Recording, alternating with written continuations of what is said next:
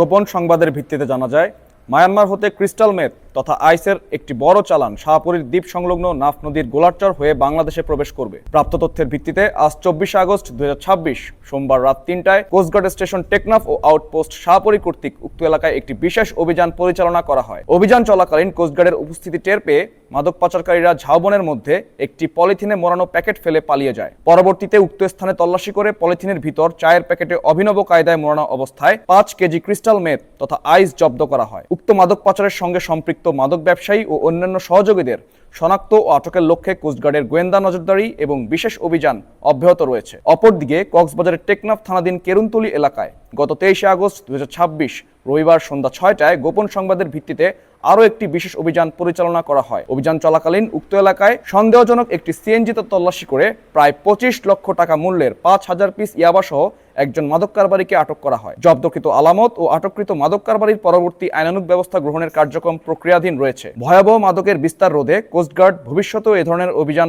অব্যাহত রাখবে।